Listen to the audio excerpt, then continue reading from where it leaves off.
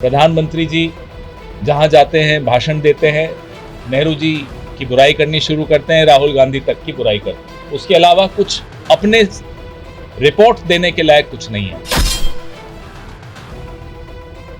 ये भूल जाते हैं कि इन्हीं किसानों के वोट से आप खुद गुजरात से देश की राजधानी में आकर राज कर रहे हैं, राजा बने हुए घूम रहे हैं। उन्हीं किसानों के लिए आपने दिल्ली के दरवाजे बंद कर दिए, उन्हीं किसानों के लिए आपने सड़कों पर कील बिछा दी।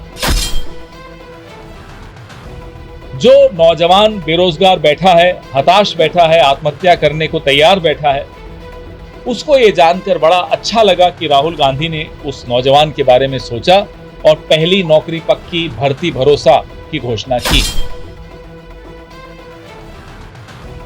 काफी राज्यों में घूमते हुए मेरी किस्मत में आज ये लिखा था और मुझे लगता है किस्मत अच्छी है मेरी कि मैं गुरु नगरी में आ पाया और आप लोगों के बीच आ पाया। पूरे देश का माहौल, एक बदलाव की हवा चल रही है पूरे देश में और देश में लोगों के मन में बहुत गुस्सा है, दुख है और चिंता है। गुस्सा इस बात का कि जितनी 10 साल में काम होने चाहिए थे, जो सवाल लोगों के मन में है कि नौकरियां क्यों नहीं लगी, महंगाई क्यों है, किसानों के साथ क्यों अत्याचार हो रहा है, महिलाओं के साथ क्यों इतना अत्याचार हो रहा है, ये सब सवालों के जवाब नहीं मिल रहे। प्रधानमंत्री जी जहां जाते हैं भाषण देते हैं, नेहरू जी की बुराई करनी शुरू करते हैं, राहुल गांधी तक की बुराई करते हैं। उसके अलावा कुछ अपने रिपोर्ट देने के लायक कुछ नहीं है कि आपने क्या किया 10 साल में। आपको 10 साल लोगों ने जिताया, आशीर्वाद दिया, उस कुर्सी तक पहुंचाया, तो वहां बैठकर जो आपकी जिम्मेदारियां थी क्या वो आपने पूरी की, ये जानने का हक हमारे वोटर को है, अमृतसर के वोटर को है, पंजाब के वोटर को है, पूरे देश के वोटर को। लेकिन वो जवाब नहीं देते। जवाब देने की बजाय उल्टा आंख दिखाते हैं, कोई सवाल पूछ ले उसको जेल भेज देंगे। तो ये तो पंजाब कभी बर्दाश्त कभी किया नहीं पंजाब ने और ना अब बर्दाश्त करेगा। लोकतंत्र है, संविधान से चलता है लोकतंत्र, जिसमें प्रधानमंत्री की भी एक जिम्मेदारी बनती है। वो जिम्मेदारियां पूरी करती हुए नहीं दिख रहे। लोगों के मन में दुख इस बात का है कि लोगों को लगता है हमारे साथ धोखा हुआ, किसानों को लगता है उनके साथ धोखा हुआ, नौजवान जो बेरोजगार हैं उनको लगता है उनके साथ धोखा हुआ। मैं ये आंकड़ा जब सुनाता हूँ सब जगह तो मुझे खुद बोलते हुए दुख होता है कि इस देश में 1 घंटे में 2 नौजवान आत्महत्या कर रहे हैं। एक दिन में 24 घंटे में 30 किसान आत्महत्या कर रहे हैं और 1 घंटे में 4 औरतों की अस्मत लूटी जा रही है। ये आंकड़ा दिल दहला देता है। ये आंकड़ा अगर किसी देश के प्रधानमंत्री के सामने रखें टेबल पर तो उस प्रधानमंत्री को फिर नींद नहीं आनी चाहिए। उस प्रधानमंत्री को प्रचार में जाने से पहले सोचना चाहिए कि मैं क्या जवाब दूंगा। लेकिन ये हमारे ऐसे विरले प्रधानमंत्री हैं, न इनसे पहले कोई ऐसा प्रधानमंत्री आया, न कोई इनके बाद कभी आएगा, जो बहुत बेशर्मी से झूठ बोलते, हमारा और आपका ध्यान बटाने की कोशिश करते हिंदू मुसलमान में।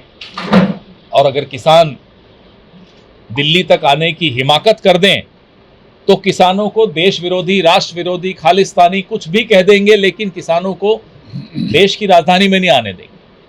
ये भूल जाते हैं कि इन्हीं किसानों के वोट से आप खुद गुजरात से देश की राजधानी में आकर राज कर रहे हैं, राजा बने हुए घूम रहे हैं।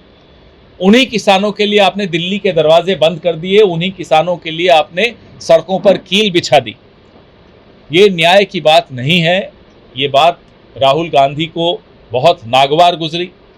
राहुल गांधी ने भारत जोड़ो यात्रा निकाली, भारत जोड़ो न्याय यात्रा निकाली और सब लोगों से संवाद किया, लोगों के मन की बात सुनी, पत्रकारों से भी बात की, नौजवानों से भी बात की, महिलाओं से बात की, दलितों से बात की, शोषितों से बात की, आदिवासियों से बात की, किसानों से बात की। फिर भारत जोड़ो न्याय यात्रा निकाली। उस आदमी ने 4000 किलोमीटर पैदल चलकर इस देश की नब्ज को टटोला और उसके बाद जो हमारा घोषणा पत्र है, हमारा न्याय पत्र है, वो हमारी गारंटीज हैं, वो बनकर आई। वो किसी एसी के कमरे में बनकर नहीं आई थी, उसके लिए पसीना बहाया राहुल गांधी।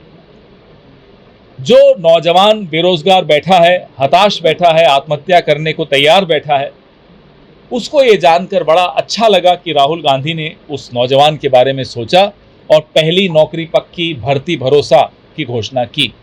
30 लाख खाली पद राहुल गांधी ने वादा किया है, गारंटी दी है, हमारी सरकार बनने के बाद वो पद भरे जाएंगे। कोई भी नौजवान, वो डिप्लोमाधारी हो या वो ग्रेजुएट हो, उसको पहली नौकरी पक्की, ये घोषणा हमने की है। और ये घोषणा खाली घोषणा हो नहीं सकती, क्योंकि राहुल गांधी के मुंह से निकला हुआ शब्द पत्थर की लकीर होता है। ये सब कांग्रेस के लोग तो जानते हैं, आप लोग भी जानते हैं। महिलाओं की स्थिति बहुत खराब हुई, महंगाई की वजह से हुई। गृहिणियों की स्थिति बहुत खराब हुई। 400 रुपये का सिलेंडर 1100 में बिकता है। ये कोविड के पहले भी स्थिति ऐसी ही थी, कोविड के बाद और खराब हुई। छोटा व्यापारी तबाह हो गया, छोटे छोटे उद्योग खत्म हो गए। ये सब सोचते हुए ये तय हुआ कि महालक्ष्मी योजना हो, गरीब परिवारों की महिला के खाते में हर साल 1 लाख रुपया डाला जाएगा। बहुत महत्वपूर्ण घोषणा है, बहुत महत्वपूर्ण गारंटी है।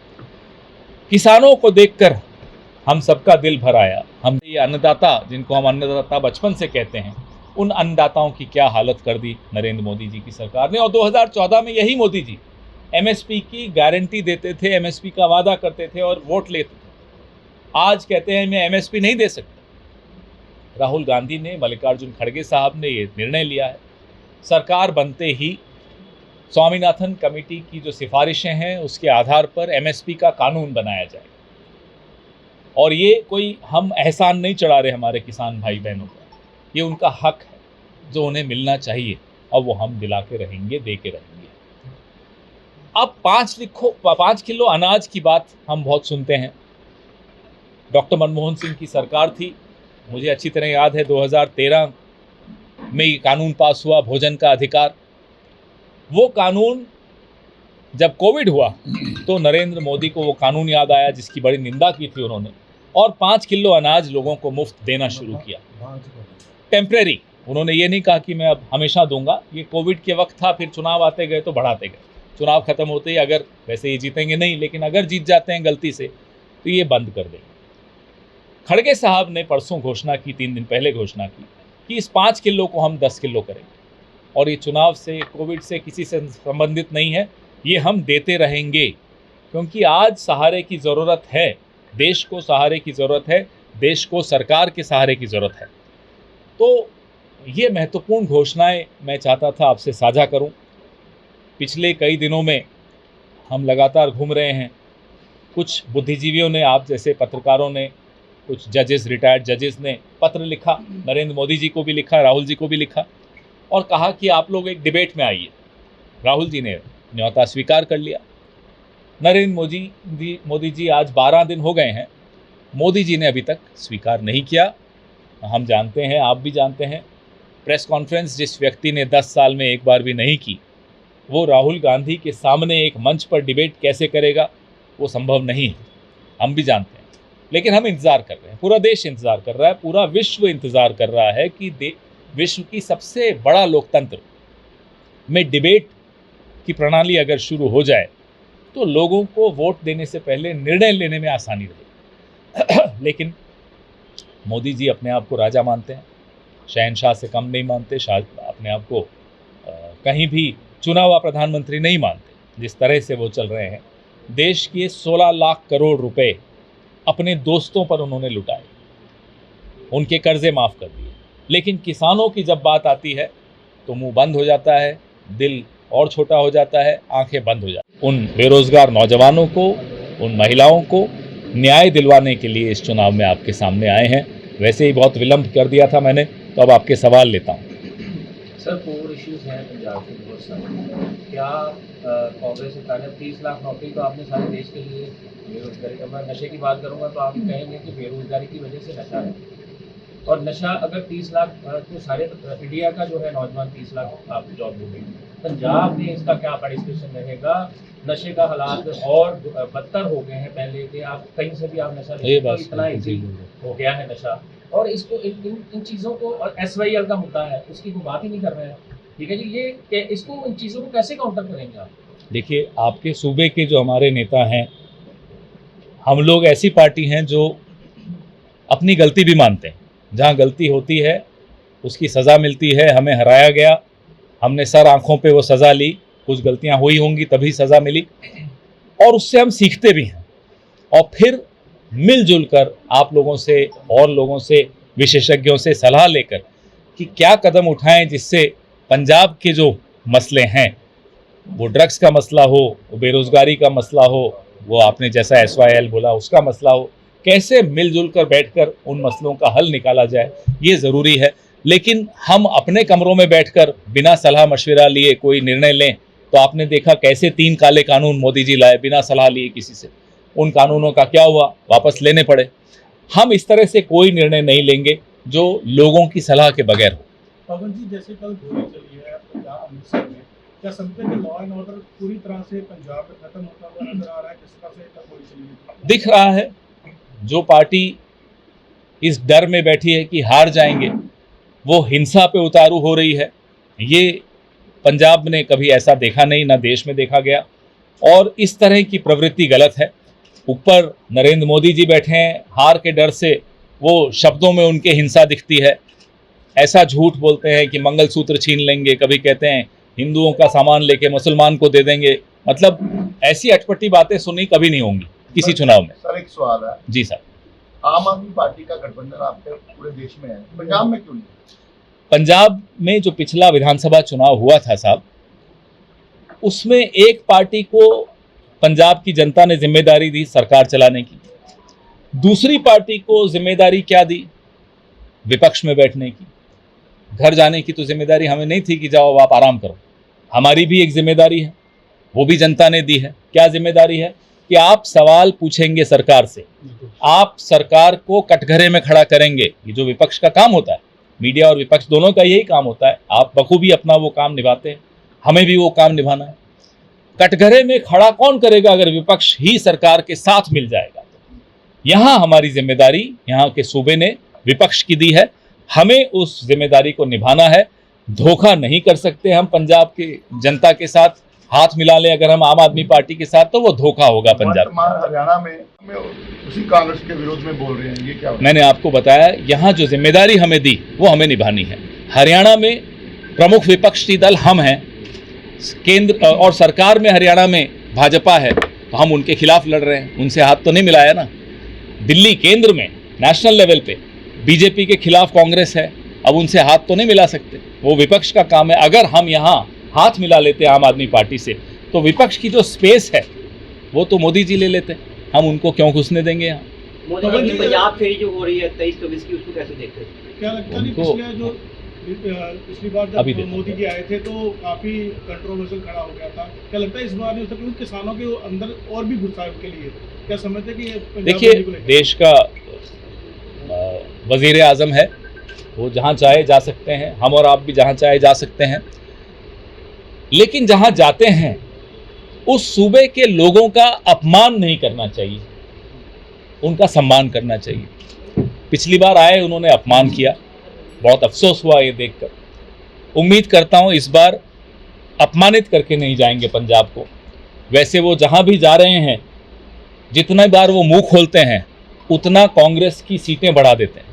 हमारे सबसे बड़े स्टार कैंपेनर नरेंद्र मोदी हैं आजकल। उसका जो बेनिफिट मिलेगा पंजाब दौरे में किसको? आपको? मोदी जी आएंगे तो हमें बिल्कुल बेनिफिट मिलेगा, वो जहाँ गए हमारी सीटें बढ़ाई उन्होंने। खेड़ा जी, केजरीवाल बोलते हैं इंडियन एयरलाइंस की गवर्नमेंट बड़ी तो मुझे जेल नहीं जाना पड़ेगा, इसमें क्या कितनी सच्चाई है? अब मैंने वो फाइल्स तो देखी नहीं जो कोर्ट में केस चल रहा है, मैंने उसको स्टडी नहीं किया। जो न्यायिक प्रक्रिया होती है वो न्यायिक प्रक्रिया अलग होती है, उसमें तो मुझे नहीं लगता कोई हस्तक्षेप करता। कांग्रेस का बड़ा लीडर पंजाब में आएगा? बिल्कुल आएंगे लगातार। अब आने वाले हफ्ते में आपको हमारे कई राहुल नेता गांधी कर सकते हैं क्योंकि गोल्डन टेम्पल में बहुत समाज से उन्होंने सेवा भी की, आए थे, क्या- सेवा की थी क्या उन्होंने। दोबारा आएंगे इलेक्शन में? उनका मन बहुत है। अब यहाँ के लोग व्यवस्था कितनी कर सकते हैं बुलाने लायक, ये तो अब यहाँ की लीडरशिप तय करेगी। नवजोत सिंह सिद्धू जो है वो काफी दूर लग रहे हैं चुनाव में, यहाँ पे लड़ते भी रहे, चुनाव भी लड़ते रहे, क्या कारण क्या समझते हैं उनकी उनका? मैं आज जाना भी चाहता था, मैं अभी बात भी करूंगा उनसे, क्योंकि उनकी हमारी जो भाभी हैं डॉक्टर सिद्धू, उनकी वाइफ, उनकी तबीयत ठीक नहीं है। 15-20 दिन पहले मेरी बात हुई थी, मैं फिर बात भी करूँगा। हम लोग सब उनके साथ खड़े हैं, उनको मजबूती देंगे और उम्मीद करते हैं उनकी वाइफ जल्दी ठीक हो। पवन जी, कांग्रेस के अकाउंट फ्रीज, कांग्रेस सत्ता में आई तो राम मंदिर को गिरा दिया जाएगा, तो आपने कहा कि हमारे स्टार कैंपेनर हैं मोदी जी, तो क्या आपको लगता है कि INDA की सरकार आएगी? इंडिया, तुम बोलिए ना, पूरा इंडिया बोलिए ना, INDA। आपने INDA अब नहीं, मैं डॉट इंडिया पे बोला, आगे- मैं नहीं लगाता डॉट, मैं तो इंडिया ही बोलता हूँ। हमें तो गर्व है इंडिया पे। और मोदी जी को नहीं है, आपको भी है गर्व, मुझे मालूम है। इंडिया की सरकार बनने जा रही है। ये जो अटपटी बातें मोदी साहब के मुंह से निकल रही हैं, मैंने आपको प्रेस वार्ता में बताया कि क्यों बोल रहे हैं वो अटपटी बातें। क्योंकि उनके पास जवाब आपके सवालों के नहीं है, हमारे सवालों के नहीं है, जनता के सवालों के नहीं है। इसलिए एक दिन मैंने उनका भाषण सुना तो बोले कांग्रेस ने सब कुछ मुसलमानों को दे दिया 70 साल में। दूसरे दिन एक जगह भाषण सुना तो बोले मुसलमानों के लिए तो कांग्रेस ने कुछ किया ही नहीं। 24 घंटे में पलट गई। फिर मंगलसूत्र तो आप सबने सुना और हम सब हैरान हुए, क्या बोल रहे हैं। बिना हमारा मैनिफेस्टो पढ़े कहीं मैनिफेस्टो में मंगलसूत्र का नाम लिखा हो, या कोई पार्टी ऐसा कहेगी या करेगी कि मंगलसूत्र छीन के किसी को दे दें। अब ऐसी अटपटी बात, आप कहते हैं मंदिर गिरा देंगे। ये इनकी मानसिकता क्या है, ये बुलडोजर चलाने की, गिराने की, ये मानसिकता तो सिर्फ इन्हीं की है। मंदिर का विवाद 1949 में जब से शुरू हुआ, कांग्रेस पार्टी तब से कहती आई है कि अगर आपसी सुलह में नहीं बात बनती तो जो न्यायालय कहेगा वो हमें स्वीकार्य होगा। हमने एक बार भी वो स्टैंड नहीं बदला। ताले खुले न्यायालय के आदेश से खुले। मंदिर बनने का आदेश जिस दिन हुआ सर्वोच्च न्यायालय का, उस दिन बीजेपी की बैठक बाद में हुई, कांग्रेस कार्य समिति की बैठक पहले हुई और हमने उस आदेश का स्वागत किया। हमने कहा चलिए बहुत अच्छा हुआ कि विवाद समाप्त हुआ, न्यायालय के आदेश से समाप्त हुआ। अब ये मंदिर गिरा देंगे तो ये मतलब अदालत की अवमानना नरेंद्र मोदी कर रहे हैं। सर्वोच्च न्यायालय के आदेश के ऊपर ये बोलना, तो इनकी मानसिकता क्या है ये दिखता है। Sir, on national level, you are representing here in front of us. India में या INDA जो भी कोई कह लें आपको, उसमें अगर आपका कोई, क्योंकि बाजवा जी ने कहा था कि केजरीवाल ने उस वक्त वो अंदर थे, जेल में थे, उन्होंने कहा है कि अगर इंडिया अलायंस आता है तो प्रधानमंत्री जो है वो कांग्रेस का होगा। ये उन्होंने कह दिया है, स्पष्ट से कह दिया। अब आप क्या कहते हैं, अगर इंडिया अलायंस आता है तो उसमें आपने कौन सा चेहरा उसके लिए चुना है? मन की अपनी, उनके मन की बात बाजवा जी ने कही, सब स्वतंत्र हैं, बोलनी भी चाहिए अपनी अपनी बात। लेकिन एक प्रक्रिया होती है लोकतंत्र में, हर पार्टी की भी प्रक्रिया होती है, हर गठबंधन की भी प्रक्रिया होती है। पार्टी की प्रक्रिया क्या होती है कि कांग्रेस पार्लियामेंट्री पार्टी बैठती है, मीटिंग बैठक करती है, उसमें वो अपना नेता तय करती है। गठबंधन की क्या प्रक्रिया होती है कि गठबंधन के तमाम दलों के नेता बैठते हैं और चर्चा करते हैं कि भाई कॉमन मिनिमम प्रोग्राम क्या होगा, चेहरा कौन होगा, ये सब उस प्रक्रिया का हिस्सा है। अब यहाँ भाजपा ने तो ऐसा सिस्टम बना रखा है कि 1.5 लोगों की सरकार है, 2.5 लोगों की पार्टी। आधे नड्डा जी भी बेचारे हैं, एक अमित शाह, एक नरेंद्र मोदी और आधे नड्डा जी। तो ऐसे हमारे यहाँ नहीं होता और ना होना चाहिए। इतनी बड़ी एंटी इनकम्बेंसी के बावजूद भाजपा नारा दे रही है, क्योंकि उन्हें मालूम है क्या होने वाला है। नारा देने में क्या जाता है, नारा तो मुफ्त में देते हैं, संविधान बदलना है इन्हें। नारा तो ये भी दिया था, stand up India, skill India, आत्मनिर्भर भारत। आत्मनिर्भर भारत में 80 करोड़ लोगों को अनाज पर निर्भर होना पड़ा सरकार पर, ये है आत्मनिर्भर भारत। वो भी एक नारा दिया। क्या समझते हैं सरकार आने वाली है? आ रही है, भाजपा जा रही है। धन्यवाद और माफी।